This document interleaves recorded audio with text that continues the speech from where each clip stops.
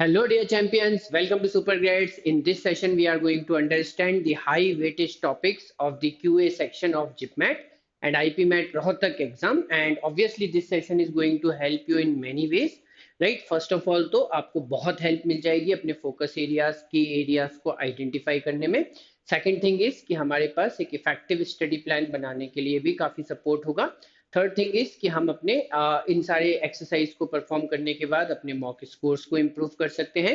And then definitely हमारे confidence level पे भी इसका बहुत पॉजिटिव इम्पैक्ट होने वाला है. ठीक है, सो यस राइट, तो चलो स्टार्ट कर देते हैं. सबसे पहले अगर हम समझें तो जो हमारा मैथ्स का या क्वांटिटेटिव एप्टीट्यूड का सबसे ज्यादा हाई वेटेज वाला टॉपिक है जिसको मैंने 5 स्टार्स भी दिए हैं, तो 5 स्टार्स टॉपिक्स में अगर आप देखोगे तो फिर अरिथमेटिक ही आ जाता है.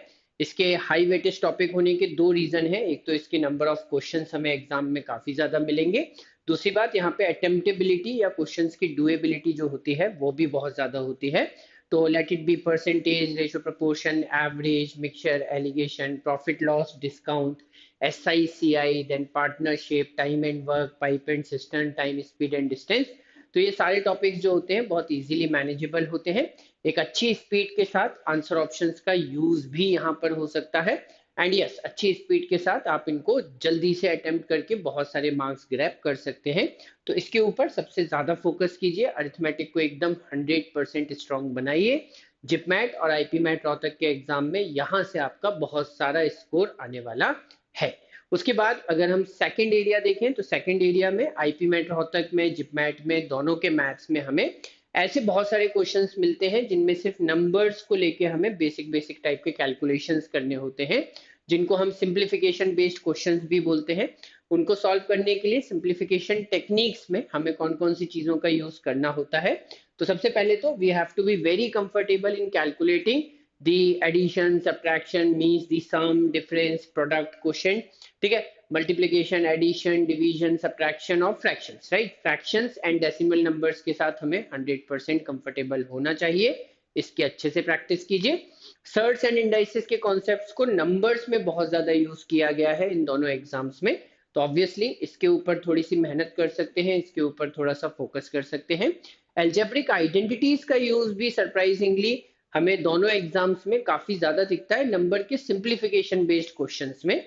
ठीक है, एल्जेब्रा में भी इनका यूज होता है, बट यस सिंप्लीफिकेशन वाले क्वेश्चंस में भी इनका अच्छा खासा यूज हमें दिख रहा है. So that is one more thing जहां पर हमें फोकस करना चाहिए. कैलकुलेशन टेक्निक्स में यस वी कैन सी कि हमें squares, cubes, square roots, cube roots और प्रोडक्ट कैलकुलेट करने के जो भी अच्छे अच्छे मेथड्स हो सकते हैं या होते हैं, वो सब अगर हमें पहले से पता हो तो थोड़ा एडवांटेज हो सकता है. बिकॉज ये दोनों ही एग्जाम्स ऐसे हैं जो कि स्पीड के ऊपर बहुत ज्यादा बेस्ड है. क्वेश्चंस का डिफिकल्टी लेवल बहुत ज्यादा नहीं होता, बट अल्टीमेटली जीतता वही है जिसकी स्पीड अच्छी होती है. तो उस पॉइंट ऑफ व्यू से यहाँ पे कैलकुलेशन टेक्निक्स भी एक अच्छा रोल प्ले करते हैं. उसके बाद फिर अगर हम देखते हैं तो हमारे पास आता है मॉडर्न मैथ्स. ठीक है, अगेन सरप्राइजिंगली मॉडर्न मैथ्स के क्वेश्चंस भी हमें काफी सारे दिख रहे हैं इस एग्जाम में. ठीक है, खास तौर से अगर मैं बात करूं तो प्रोबेबिलिटी के काफी क्वेश्चंस दिख रहे हैं, परम्यूटेशन कॉम्बिनेशन के काफी क्वेश्चंस दिख रहे हैं. परम्यूटेशन कॉम्बिनेशन के क्वेश्चन सॉल्व करने के लिए ऑब्वियसली प्रिंसिपल्स ऑफ काउंटिंग की अच्छी नॉलेज होनी ही चाहिए, उसके बिना तो बहुत मुश्किल हो जाएगा.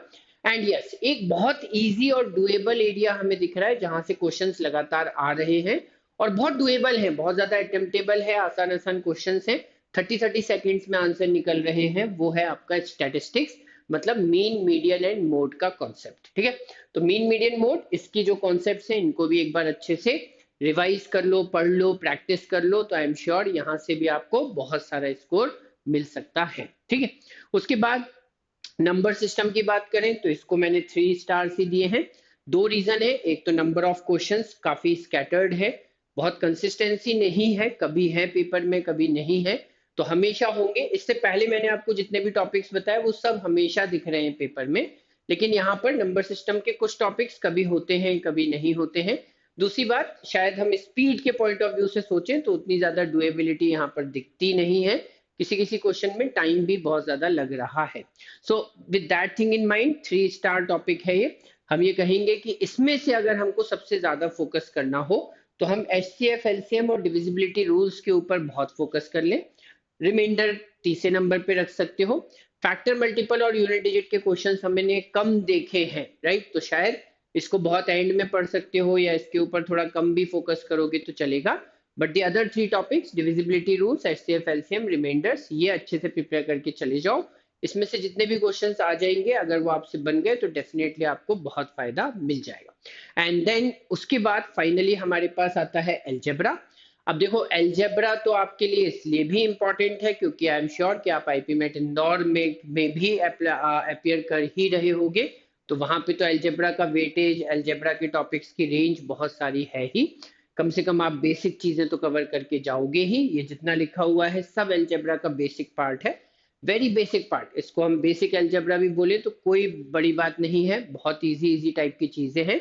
एल्जेब्रा स्टार्ट ही यहीं से होता है, सर्ट्स एंड इंडाइसिस है, एल्जेब्रिक आइडेंटिटीज है, फैक्टर एंड रिमाइंडर थ्योरम है, लीनियर इक्वेशंस, क्वाड्रेटिक इक्वेशंस और arithmetic progression, geometric progression and standard sequences. अब यहाँ पर स्टैंडर्ड सीक्वेंसेस का मीनिंग क्या है कि हमें पता होना चाहिए कि 1 से लेके n तक सारे नेचुरल नंबर्स का सम का formula n into n plus 1/2 होता है।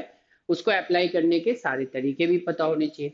इन दी सेम वे 1 स्क्वायर से n स्क्वायर तक फर्स्ट n नंबर के स्क्वायर्स का सम, क्यूब्स का सम, फर्स्ट n इवन नंबर्स का सम, फर्स्ट n ऑड नंबर्स का सम, तो ये सारी चीजें मेरे ख्याल से हमको पता होंगी। तो इसका यूज हम अरिथमेटिक अलजेब्रा नंबर्स हर जगह कर सकते हैं, ठीक है। थोड़ी सी यूनिवर्सैलिटी और बहुत ज्यादा है स्टैंडर्ड सीक्वेंसेस की, हर जगह यूज हो जाते हैं। तो इसको हम एक बार अच्छे से प्रैक्टिस कर ले, अच्छे से प्रिपेयर कर ले, अच्छा रहेगा हमारे लिए, ठीक है। स्कोर बनाने के पॉइंट ऑफ व्यू से भी और कॉन्सेप्चुअल क्लैरिटी के लिए भी, और सभी एग्जाम्स में हमारी बहुत हेल्प करेगा ये टॉपिक, ठीक है। तो अब अगर मैं ये देखूं कि इस लिस्ट में से सबसे ज्यादा फोकस कहाँ करना है, सबसे ज्यादा क्वेश्चंस कौन से टॉपिक के दिख रहे हैं एग्जाम में, तो सर्च इंडाइसिस बहुत कंसिस्टेंटली हर बार दिखाई दे रहा है, एल्जेब्रिक आइडेंटिटीज हर बार दिखाई दे रहा है, फैक्टर रिमाइंडर थ्योरम हर बार नहीं है कभी नहीं है, कंसिस्टेंट टॉपिक नहीं है। लीनियर इक्वेशंस कंसिस्टेंट है, क्वाड्रेटिक इक्वेशन कंसिस्टेंट है, एपीजीपी उतना ज्यादा कंसिस्टेंट नहीं है, लेकिन स्टैंडर्ड सीक्वेंसेस का यूज लगभग हर ईयर में 2 या 3 क्वेश्चंस में हो ही रहा है, ठीक है। तो कहीं ना कहीं इसका यूज करना पड़ेगा, तो इसको हम जरूर पढ़ लें एक बार ध्यान से। उसके बाद फिर हम देखते हैं तो हमारा एक लास्ट पार्ट और आता है, दैट इज जीएमटी, ठीक है। जीएमटी 3 चीजों का कॉम्बिनेशन है जो कि एक दूसरे के साथ बहुत ज्यादा लिंक्ड है, बहुत ज्यादा डिपेंडेंट है, राइट। बोलते हम क्या है, ज्योमेट्री, मेंसुरेशन एंड ट्रिग्नोमेट्री। इनमें से कोई भी एक चीज अगर आपकी वीक है तो बाकी दोनों चीजें कभी स्ट्रांग हो नहीं सकती, ठीक है। ये सब एक दूसरे से लिंक्ड है, एक दूसरे के साथ अच्छी तरीके से कनेक्टेड है, ठीक है। तो इसको हमें एक साथ ही करना पड़ेगा। यस, हम ये जरूर बोल सकते हैं कि अगर हम एग्जाम के पॉइंट ऑफ व्यू से देखें तो ट्रिग्नोमेट्री हमें काफी अच्छा इजी स्कोरिंग टॉपिक दिख रहा है, काफी इजी ट्रिग्नोमेट्रिक आइडेंटिटीज या ट्रिग्नोमेट्रिक रेशियोज बेस्ड क्वेश्चन आ रहे हैं जो कि बहुत इजीली सॉल्व भी हो रहे हैं, स्पीड भी अच्छी आ रही है उन क्वेश्चंस में, तो इस पे फोकस कर सकते हैं। कोऑर्डिनेट ज्योमेट्री भी बहुत बेसिक लेवल पे ही हमसे पूछा जा रहा है इन दोनों एग्जाम्स में, तो यहाँ पर भी स्कोरिंग हो सकता है।